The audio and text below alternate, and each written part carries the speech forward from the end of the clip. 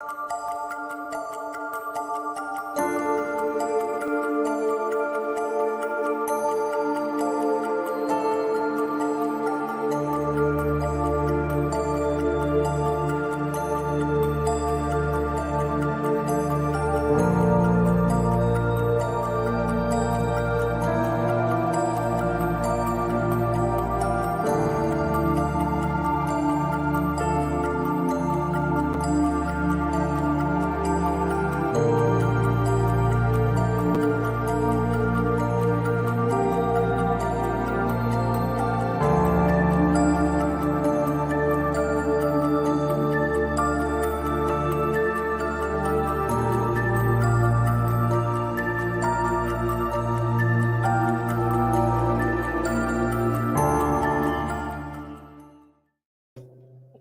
is up, guys? Welcome to the ThinkComputers Weekly Tech Podcast. This is episode 307, and our podcast is brought to you by Amazon. If you go to thinkcomputers.org/Amazon and happen to purchase something that gives a little kickback and keeps the podcast ongoing, with me is my co-host Ryan. What's going on?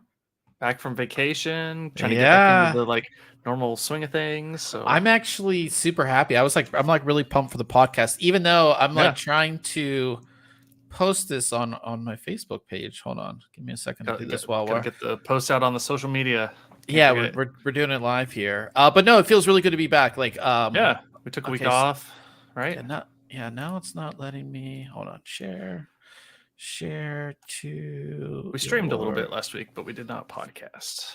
Yeah. Wait, did you know on Facebook that there's closed captioning on? I'm just watching it on Facebook right now, and there's closed caption. I never knew that. That's kind of interesting. I mean, I can hit the little button here and... Oops. I think I just shared it. I don't know. Well, whatever. We have some people in here. Everybody that's in the live stream, definitely good to see you here, and definitely say what's up if you are watching. Definitely appreciate all of that. But yeah, no, we're back. We took last week off. I went on a little mini vacation, and then you just went on a little mini vacation too. So it's just I guess it's not spring break because it's too early. No, that's next month. Yeah, it's just recovery from CES. We'll call it that. We'll call it, even though we weren't at CES. Didn't go anywhere for that. Yeah, it's just recovery from all the craziness of all the announcements and everything like that. So yeah. So if you guys do want to follow along, we have our full show notes page that has everything that we're going to be talking about this week, and you guys can go ahead and follow along and click through and get even more information on everything that we're going to be talking about this week. And we're going to start with a really cool product. You ever we review so many different products, and it always seems like things don't change, and then a company comes out and changes one thing or just executes a product well, and you're like, why didn't anybody think of that? That's kind of what this product is. So the company's called HYTE, which is basically iBuyPower's retail arm. Basically, they created this brand because they're going to be coming out with a lot of products. And their first one is the Revolt 3, which is a Mini-ITX case. And iBuyPower has actually had the Revolt series was always their small form factor series anyways. And it kind of made sense for them to kind of make this sub brand, I guess, and sell the case. Because I think a lot of people will want this case. Based on my experience with the case, it's one of the easiest Mini-ITX cases in this sort of form factor to build in. It really is super easy. And they kind of again, it's one of those things that's why didn't anybody else think of this? And they have. So it's sort of like your tower type case. It's that I call this the mini tower. It looks like a building. it really does, yeah. But we've seen this before. NZXT, the H1, and the new H1 V2, kind of the same form factor as well. And this one is very, very functional. I think the big thing that stands out with this one, or a couple of things that stand out. One is that we don't have any of those tempered glass windows, being that this is Mini-ITX and that it's going to support large graphics cards. You want the most airflow that you can have. And with this case, all the sides have these pretty big openings. There are filters on these as well, but pretty big ventilation on all sides of the case. So no tempered glass windows. And the second thing is that you have a handle up top here. This handle is very heavy duty, built into the case. It's not one of those crappy handles that, when you put your hardware in, it's just going to fail. Nice heavy handle, which makes it great. If you're taking this to a friend's house or you're going to a LAN party or something like that, you can easily just pick your case right up, which I really like.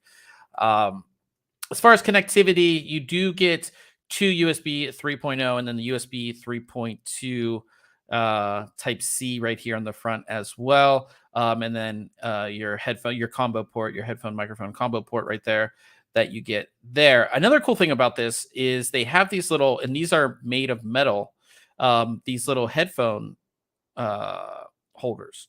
And there's actually like a metal bar that comes out on both sides. So if you have the case up against the wall on the left or on the right, you still get use of this. So a lot of times we see this like on one side of the case, but then if you have your case oriented the opposite way, you're not going to get it. So this little holder comes out on both sides. And again, it's heavy duty. It's made of metal, which I really like to see, which means one, it's going to be able to hold your headset no matter how big it is. And two, you're not going to like bump it and it's going to break, which happens on a lot of, cheaper products, I would say. And you can take a better look at that handle as well. And the handle goes down. So when you're not using it, you don't have like the handle sticking out of the case, which is pretty cool to see there. Now inside, this is Mini-ITX, which means it is going to be very tight, but you can actually fit a decent amount of stuff inside here. You can see the filters here on one of the side panels here. You can do up to a 3-slot graphics card in here, which is really impressive. A lot like the 3090 is discreetly 3-slot, but a lot of cards, higher end cards, are like 2.5, 2.7 slot, even though they're not slotted for 3. But you can fit a 3090 in here, like it's slotted for 3. So that's really cool. Now the version that we got comes with a 700 watt power supply. It's an iBuyPower power supply. But what's nice about it is that and this is SFX power supply. So if you got it without it, you would do the SFX. What's nice about this is that all the cables are like run specifically for this case. So you don't have to worry about extra cable mess, even though you're going to have some because it's such a small case. You don't have that extra cable mess. Like everything fits to the length that it would be, which I really like. Nice. And one of the coolest things about this case is that you have support for up to a 280 millimeter AIO inside for your CPU, which is really impressive on such a small case. And one thing that's really nice when we'll go into installation is that they call this the Radiator Door. It's just that it's on this swivel, which means you can install your AIO or radiator, kind of not completely outside the case, but just on this swivel and then close it back in, which is sometimes those like removable brackets, they're nice, but you have to line everything up just right sometimes, and that can be a pain. Whereas half of this is already lined up and on a swivel. Yeah. So mounting that radiator and the fans and then just swiveling it back in place. All your thread holes are like lined up so you can secure that back into the case. That's awesome. Yeah. So it's just one of those things where it's like, why didn't anybody else think of this? It's definitely on here. As far as hard drive supports, you do have room for 2.5 inch drives right here. So one here and one here. And then you actually have room for a 3.5 inch drive that goes beside the power supply right here. So 3 hard drives off the bat. And if your ITX motherboard actually has 2 M.2 slots, you could theoretically have 5 hard drives in this tiny ass system, which is pretty awesome. Now there are no cooling fans or anything like that. If you wanted to, at the top, you do have room to put 2 80 millimeter fans if you wanted to, but that does cut down the support for your graphics card. So that cuts it down to 320 millimeters instead of, I believe, 350. Around 350 probably. Yeah. So definitely something to think about if you wanted the extra cooling. Now, as far as installation, it's very easy to build in. You can see, our motherboard goes in pretty easily, running the cables. Now, the 8-pin EPS connector just goes into it's just long enough. I wish they would have made it just like a tiny bit longer, because you know how that can be a pain to put in. You want to make sure that it gets like, you want to make sure you plug this in before, if you're doing an AIO, you want to make sure you plug this in before you install the AIO or anything else. It's just enough. That's kind of the only real downside to this case that I saw. But yeah, and then we installed 2.5-inch hard drive. You install the little standoffs here, goes right in easily, no problem there. And then here's our AIO. You install it on the radiator door, and then it's in there, no problem. And then I installed the block on there. And again, wires are going to be kind of all over the place, because again, this is Mini-ITX.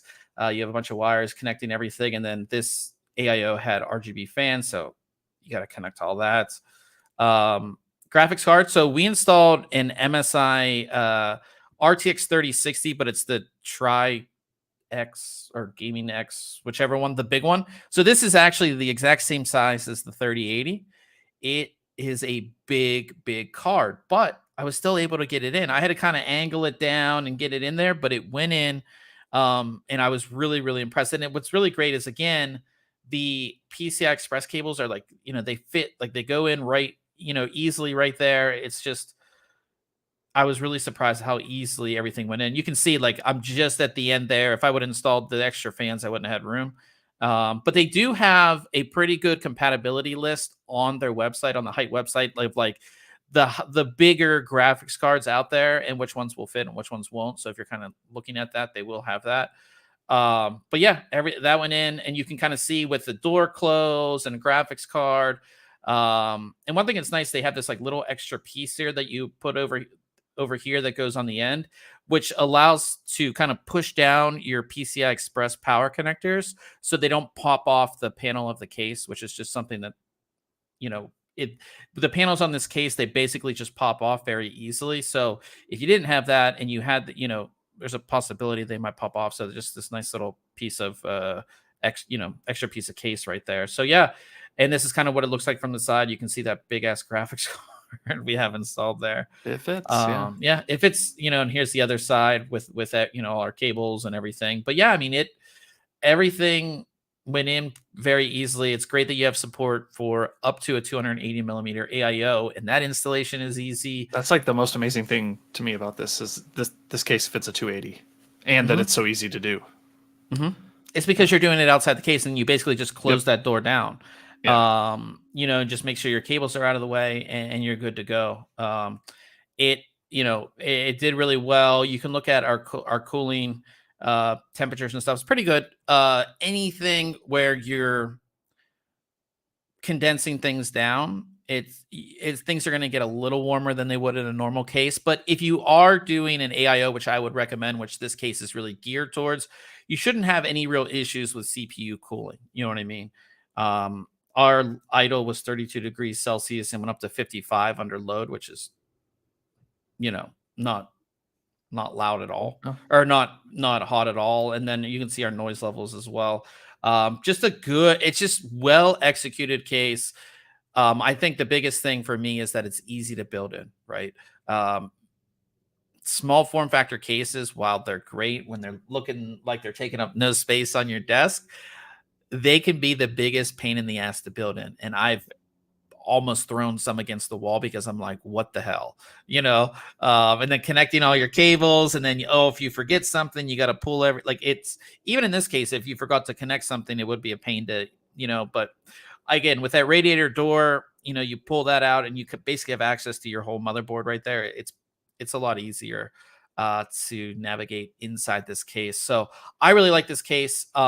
You can get the versions without the power supply. Those are $99, both available in the white that we reviewed as well as black. And then the version with the 700 watt power supply is $199. And that's, I would think you'd want the one with that comes with the power supply, though, just cut mostly for those custom length cables. Right? Yes, I would 100% agree. This is kind of just the way to go. But again, we've built in a decent amount of Mini-ITX cases. This has been the easiest, especially with the size of the hardware. Like we've done some Mini-ITX cases where we're installing like super small graphics cards and things like that. I mean, I installed basically the biggest, longest graphics card. Well, not the longest, but basically one of the biggest graphics cards that I have. And yeah, it's great. And HYTE does have they have like a rewards program. So they're gonna be coming out. They announced at CES, they announced a keyboard as well as a really awesome looking case in the Y60, which we did cover on the podcast. And then, you know, if you not only when you buy products, but if you like shout them out on social media and do some other stuff, you can earn points and you can earn some pretty cool stuff. So they sent over their desk mat, which I think is one of the cooler looking desk mats. You know, you have a keyboard, you know, it's pretty cool. In that pretty awesome blue. It's a full size desk mat. You can win that. You could also win a t-shirt, which I'm awesomely modeling here. You can see. Yeah. But yeah, t-shirt you can get with that rewards program as well. And you don't have to buy a product to sign up for the rewards program. So we have the link. It's super easy to sign up. And you know, they'll do different things like, you know, retweet something of theirs or whatever, and you earn points. And you can get some pretty cool accessories like that. So, you know, but overall, like I said, probably, again, we haven't reviewed like a ton of Mini-ITX cases, but out of the handful that we reviewed over the past couple of years, this has been my favorite and easiest to build in. So check out the review. I think it's well worth it if that's kind of, you know, the case that you're looking to get. So yeah, so in the chat we have Old Man. Good to see you here in the chat. I know I was kind of rambling along there, but good to see you here. You're usually here every week with us. And that brings us to Case Mod Friday. And we have a really cool build. And I didn't realize at first that it was like a desk build too. So this build is called Alien Breach, and it's themed after like the Alien movies. And it looks like a set out of a movie almost, with some of these. Let me get to the one. It's like that kind of like almost looks like a movie set, sort of, you know? It does. Yeah. It's You got like the pipes with the slime coming out of them. Yeah, and like how this even goes down to, is this the graphics like a card? walkway. Like back here, is that like graphics card? I guess. I don't know. I think it's just more of the motherboard, and I think it's just covering it. Yeah, unless that's a Mini-ITX board, but yeah, no, it's full. You can see the SATA connectors down here. Okay, yep. But yeah, it's really interesting. Here's another shot. You can see he kind of did this like alien coming out of the floor, like the movie. It's so cool. And the cool thing about this is, like I said, this is a desk build. So this is what it looks like. Like here's his desk, and he built this into the desk over here. That's pretty cool. It is pretty sweet. And he also said that like he made everything so it's easy to access. Like he can swap out parts pretty easily, he said. So that's pretty cool as well. And I really like it how the memory kind of like it kind of just goes in, like the colors kind of just go with the whole build. I think it's just like, it's really interesting. I thought this one was really interesting, especially not from a super well-known, you know, modder builder. Right. Here you can see like the kind of what it looks like, the above view of it. It's pretty cool. So yeah, check this one out. This is a really cool desk build. It'd just be cool to like sitting there and be like, look over and be like, oh yeah, this is like a little movie set going. Yeah, you know, right there. So very, very cool. Go ahead and check that one out, of course. And again, if that's not your thing, I do have to say we didn't link it. But if we do, last week we had, you know, we didn't do the podcast. We had this one as well. The Porsche 992 from Fen High-End Custom Systems. This is completely different type of build, but it's pretty awesome. This is themed after a Porsche engine. You kind of see like what it would look like from that side. It's really badass as well. So again, we have ton of Case Mod Friday builds. You just go to articles and then Case Mod Friday, and then there's just a ton for you guys to check out. So definitely go ahead and do that. And then a reminder, we are giving away a Fractal Design Torrent compact case, which we reviewed, was that 2 weeks ago? 2 weeks ago, I think. So, yep. So super easy to enter. 14 days left on this one. We have the link in the description of this video or in our show notes. Just incredibly easy to enter. Awesome case. The original Torrent is a massive case, and they kind of shrunk things down. So this still will support extended ATX and long graphics cards, but that front portion of the case, which I felt was dead space in the original, it's kind of taken away. And we're giving away the RGB version, which comes with 2 RGB fans, as well as a tempered glass side panel on both sides, so the front and the back, which I always hate having the tempered glass in the back because it makes me have to organize my cables. But it's a cool version of the case. Like I said, 14 days left. We do it through Gleam, super easy to enter. So go ahead and get your entry in on that one. And that brings us to news this week. And we have cases launched, we have motherboard, we have some other stuff. I think that one of the biggest things this week is that basically all of the major details for Intel's Arc Alchemist graphics cards, they were detailed. It looks like we lost Ryan. Oh, he's back. No, you're good. Okay, I was making sure.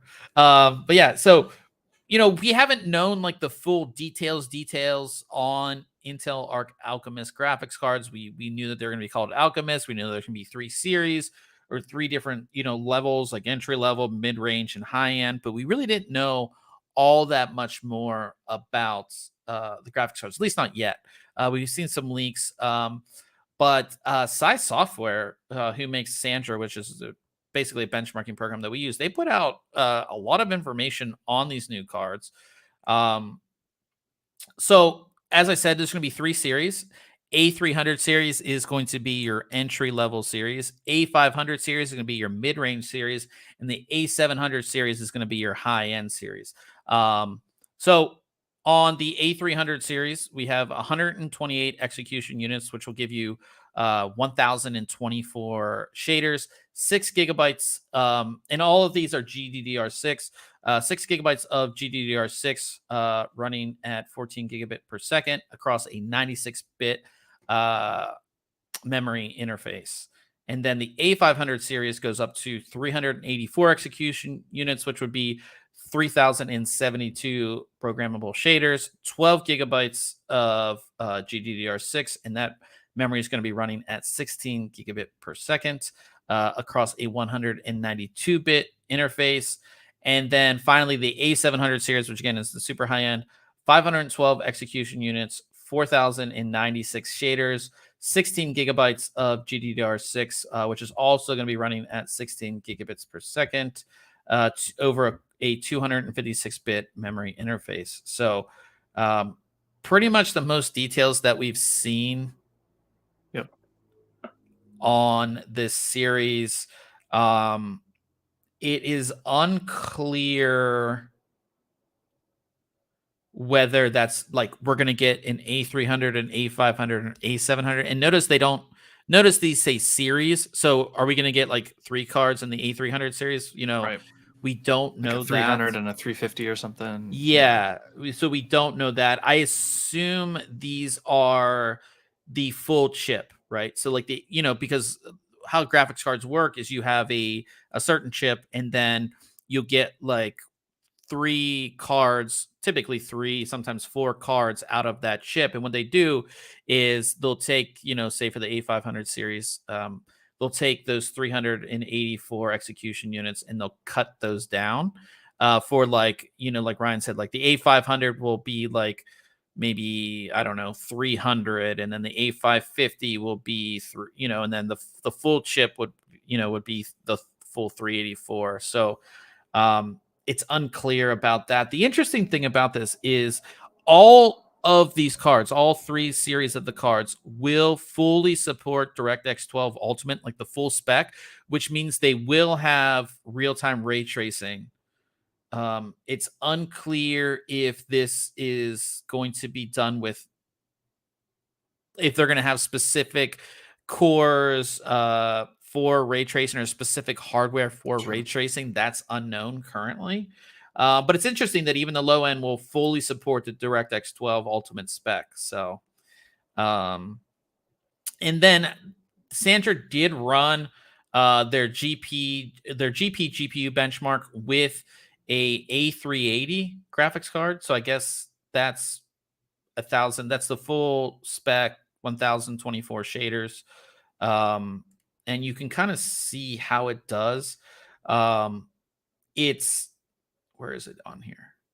The bottom one. Yeah. So, you can kind of see how it does. It's pretty close to,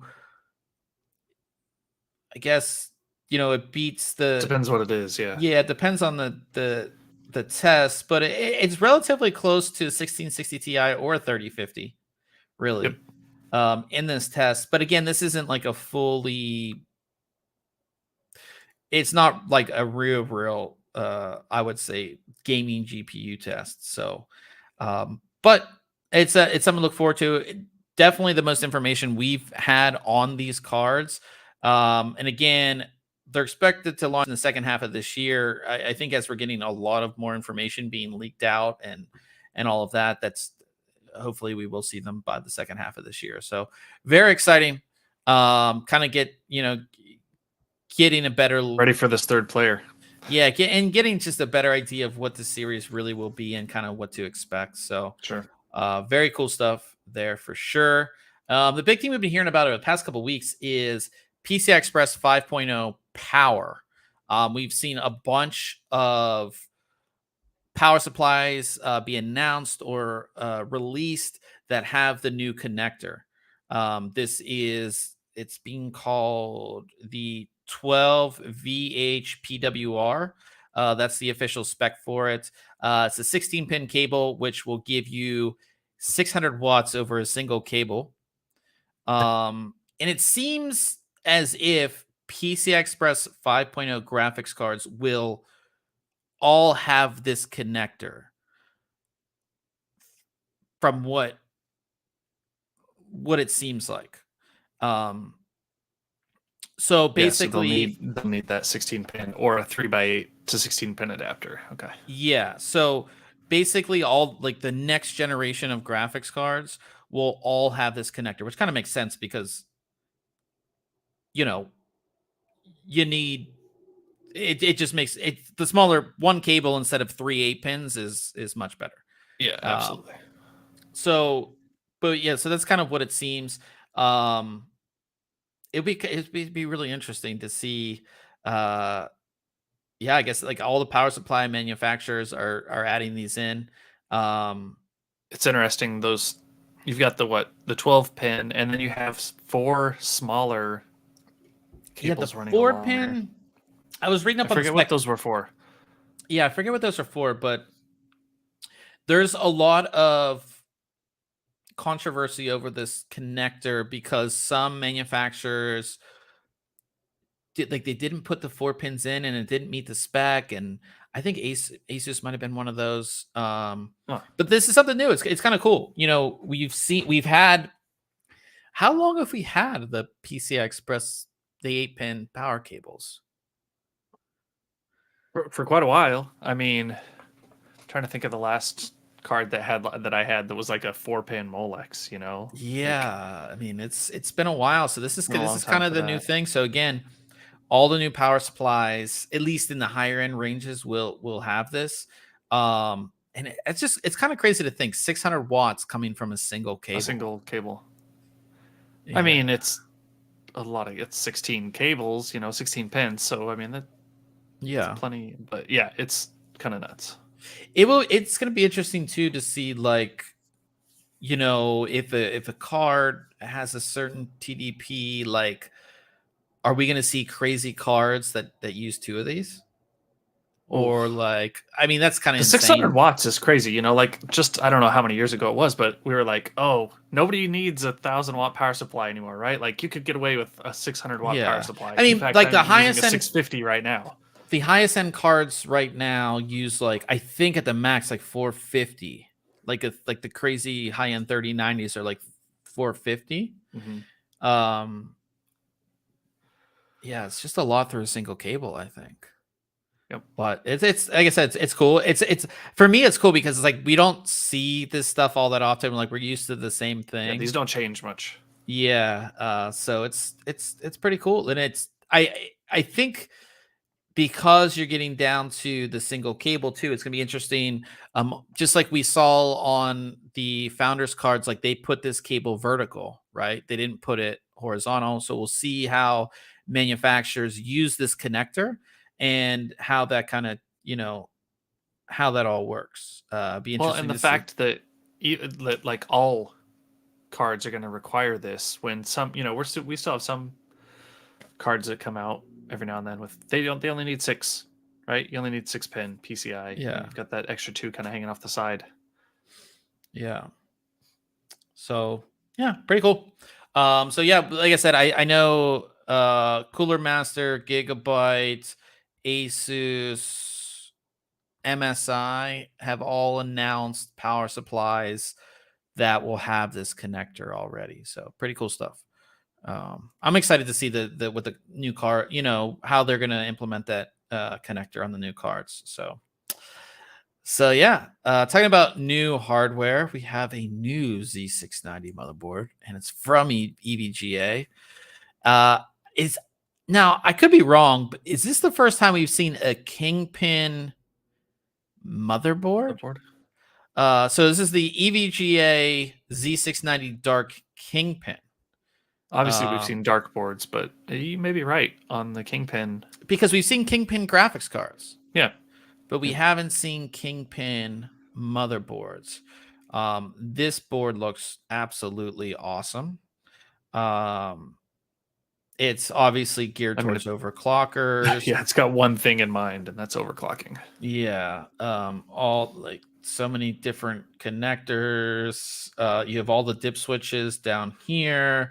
These are probably switches for LN2 modes and BIOS switches. It's interesting, this bottom part right here. I don't know what that's about. Yeah, what's the reasoning for the thickness and yeah, and then there's an extra Shinny. Shinny says I'm pretty sure Kingpin usually wears a white suit. Yeah. You're not wrong. Yeah, you're not wrong. But yeah, I mean it's just an awesome looking board. Yeah, you have all your voltage checkpoints up here. Dual postcode displays. Yep. Yeah, there's just so much on this board that I like. So I don't know. Again, I go back to it. It always cracks me up how decked out these overclocking boards are with like dual LAN and wireless and all the audio stuff on there, right? Like you would think they would just make it a bare bones board. You could get away with a Mini-ITX sized board. Yeah, it's just got to be the most. Anyhow, yeah, if you want to put the best overclocking board in your system, go for it. 21 phase power design. Jeez. Yeah, it doesn't have. Can we see? 829. 830. Holy cow. Yeah, 829. But yeah, I mean, it has everything. Like all of the most high end stuff. It doesn't have 10 gig LAN though. It has 2.5 gig LAN. But it's basically garbage. It even has a U2 connector, which I don't think people still use those. But yeah, it's an awesome board. Is this the board that's going in that EVGA system that we talked about? Remember that system? No, I don't remember. I'm sure we did, but which EVGA system? Their pre-built system. Remember we talked about it? Oh, yeah. I don't know. This let me see if it's under their featured products. No. No, they don't even have it on. I can't go through all this. Is it under concept? No. It's too much stuff. Too much things to I'm trying find. to find it. Yeah. Yeah. In any case, I don't know if that was the board that was on it, because I know the graphics card was the Kingpin graphics card that you got with it.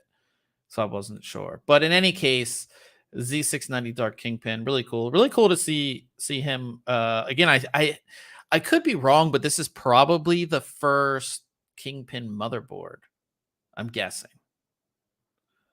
So really cool stuff. So check that out for sure.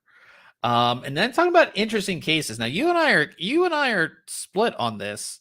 So there was a really cool mod a little while back that got a lot of attention. It was like a shoe. Here it is right here. Let's see if we can bring this video up. Here, let's see if we can find. It was basically a case mod that was fashioned after a sneaker. It was pretty cool. And this one's really cool because this one's water cooled, like custom water cooling loop and all this kind of stuff in here. Mini-ITX and all of that. Super awesome, especially if you're like a sneakerhead. Like this is just, this is awesome. But it appears that Cooler Master is going to make this into a case. Like this will be a case. It might be a special edition, but it's going to be it's going to be available for people to have if you wanted it. You can kind of see what it's kind of a small picture, but that's kind of like the, kind of what they're going for with this. So if you're a sneakerhead, it's pretty cool. And they also said that it's going to be, now they say, again, this is going to be Mini-ITX. So they say it's going to be easy to switch out components and things like that. I don't know how easy it's going to be because, again, it's Mini-ITX. But yeah, I'm just not a fan. Yeah, I think it's cool. I think, again, if you're if you're into that, I'm like, what is the Venn diagram where sneakerheads and PC enthusiasts cross? Like, how big is that sliver, right? Yeah.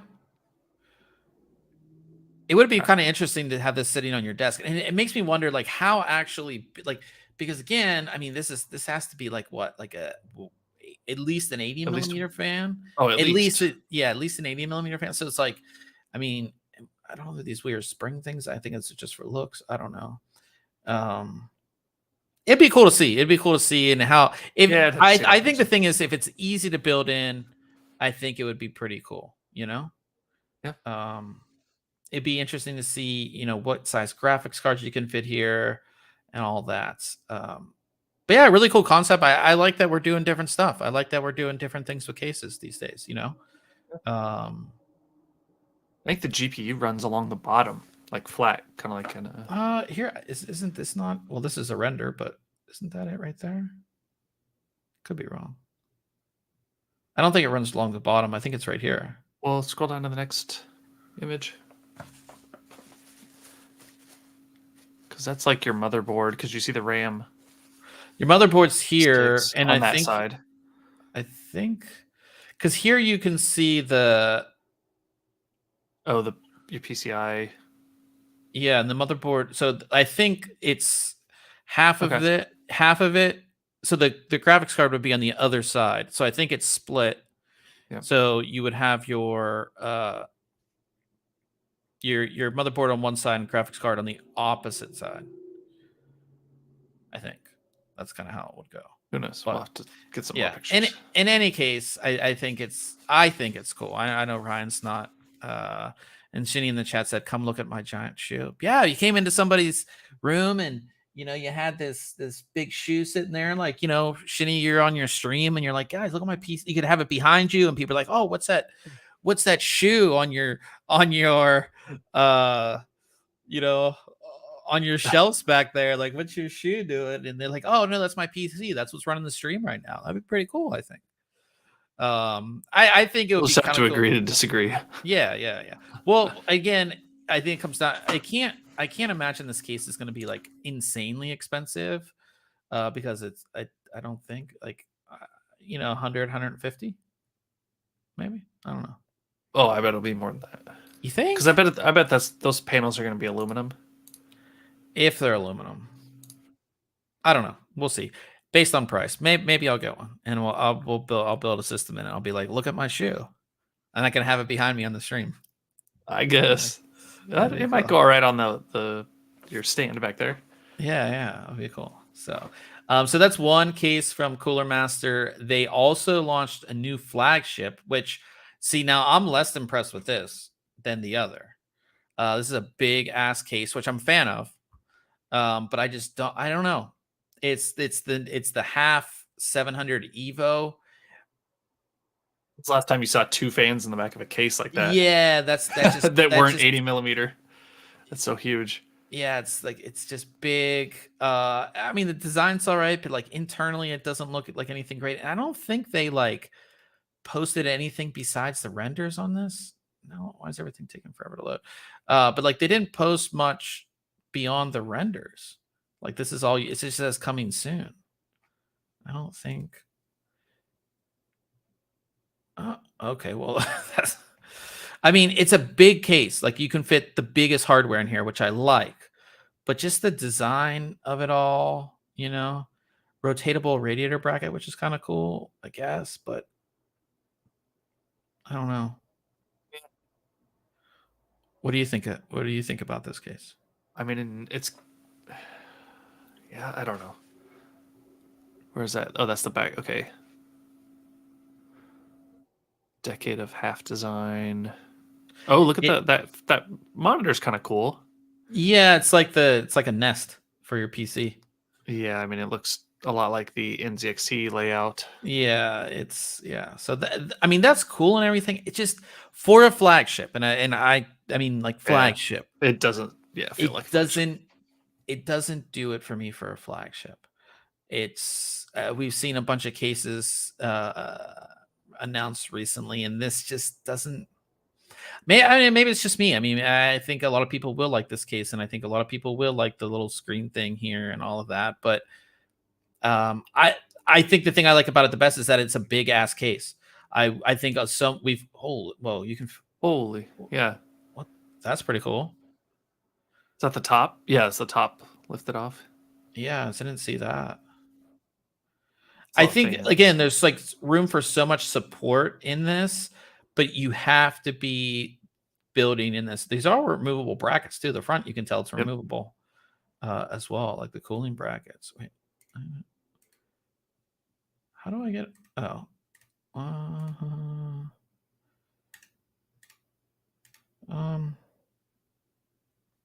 I mean, it's better executed than I've seen from Cooler Master. Put it that way, but it'd be interesting to see how much it will cost.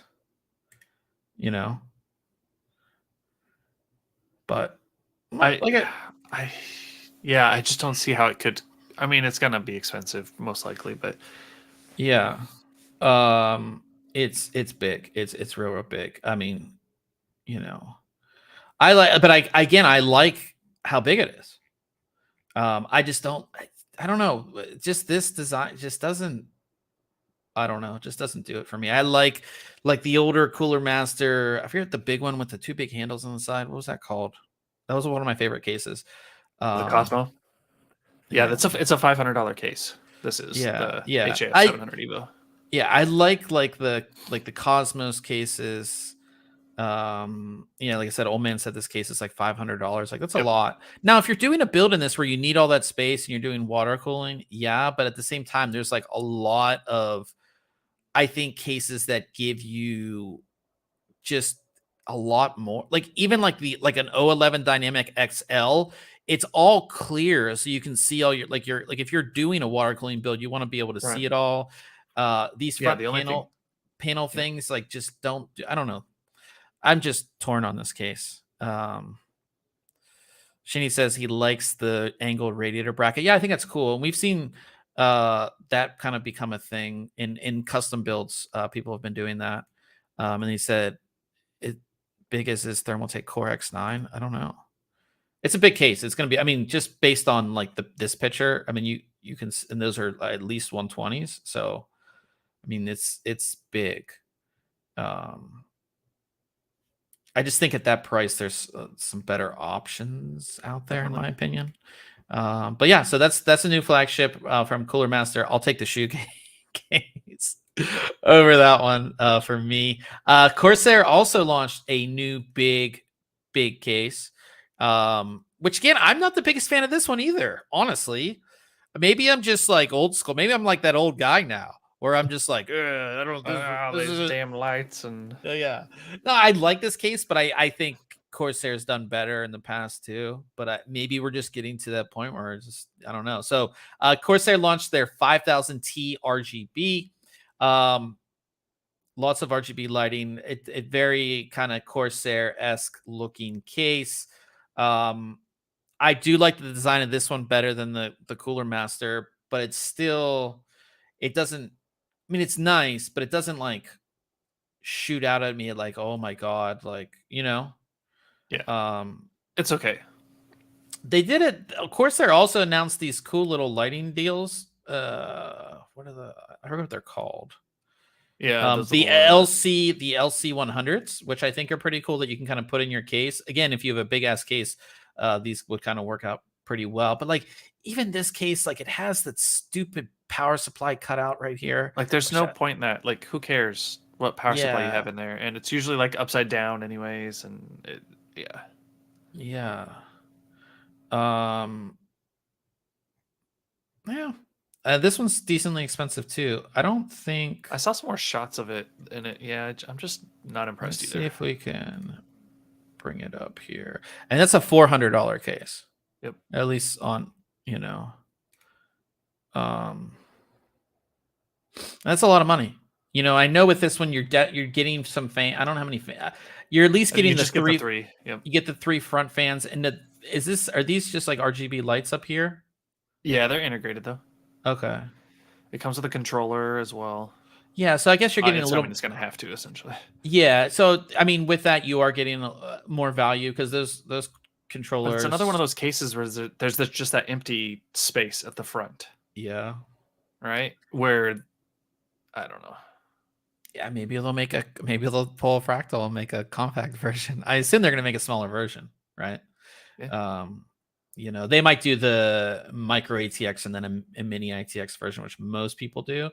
But yeah, it's a big case. I like the white version better than the black version, obviously. Lots of room back here too.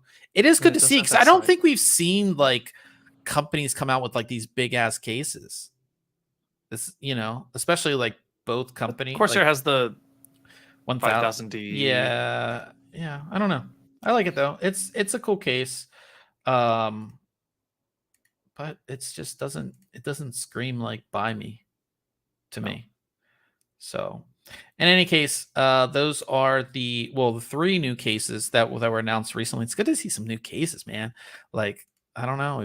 I'm kind of missing out on new cases. So Shinny said, them kids and their darn RGB. I have if you look at my case, it's all RGB, but it's not that. It's just like the case just doesn't, I don't know. It's just the design of it doesn't do it for me. And then Old Man in the chat said, he goes, I remember when $400 was a lot for a graphics card. Yeah, I mean, we've seen cases that and if you went to like the super high extreme end, I mean, Case Labs cases were like extremely expensive. But that's more material cost because they were all aluminum. And even, a lot of the Lee all aluminum cases got expensive, and we've seen some other brands, some boutique brands. Yeah. But even boutique brands, I mean, they're decently expensive. I would say the Corsair case compared to the Cooler Master, I think you're getting a little more value because you get the controller, which does have software connected to it. And I assume if you're getting this case, just like with my system, like you're staying in that Corsair ecosystem anyways. So having that controller already built in and where you can add to it, add more fans, add more lighting accessories that are Corsair, it's definitely a plus there. So yeah. What else do we have this week? Oh, really interesting story. And I sent this to you last week, I think. But one of the first real gaming branded memory companies was Crucial's Ballistics line.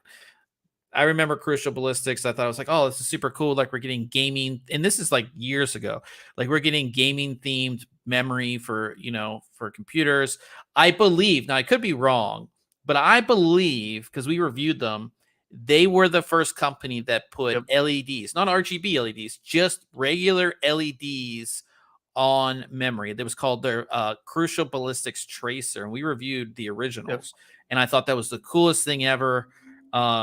And before there was software, all that those RGB or all of those LEDs would show you is the activity of the memory. That's like what they would do. It's still super cool. At the time, it was awesome, but apparently Micron, which is the parent company, they're ending the ballistics line. It's kind of interesting. I hate to see that. Yeah, because they're like an OG, like you know what I mean? Yeah, absolutely. And I thought that they were really going to have something with one of their recent releases where you could replace the top strip of the memory with like a 3D printed design. Okay. Like I even printed some to just test it out. I was like, oh, this would look cool on top of the memory because you could replace the diffuser with your own design. And I was like, oh, this could be really neat. Yeah. But didn't go anywhere. Yeah, it's kind of sad. I don't know. It's kind of like out of nowhere too, because we reviewed. This picture is from a review. This was a little bit older picture, but we reviewed ballistics products. I think last year. Was the last one that we did. So it's not like they stopped making products. Maybe we always say this because we think like gaming is like super huge, but Micron is selling NAND to everybody, right. So that business is 10, 20, 30, 100 times bigger than this little gaming line. And maybe somebody who was running it just we don't know what happened. They're still going to offer storage products, Yeah. And I'm guessing still some crucial just like non-ballistics memory. Yeah. So yeah, it's kind of sad. And again, just thinking back at those original ballistic tracers, I was like, man, that's awesome. It's crazy to think that that's so long ago too. But yeah, it was weird because they just sent out an email too. Like we got the email and we have the copy of the email in the article. Yeah.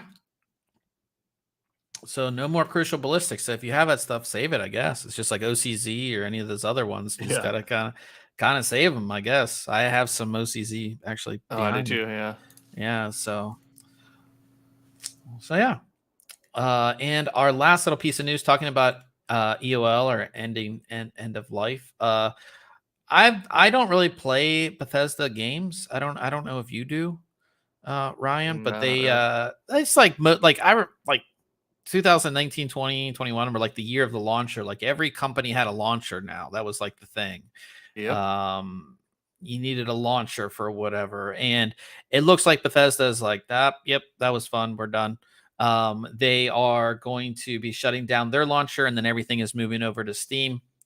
I think a lot of the companies did the launchers to get away from the Steam, like taking, I guess, their percentages. But I think a lot of companies and even Epic is realizing that it's not easy to do what Steam does, and that's why Steam takes the percentage that they take. Maybe, So yeah, Bethesda launcher. I think you have till when did they say? April. Yeah, you have till April. They have all the information on how you move your games over and how you migrate all your stuff. Pretty easy to do.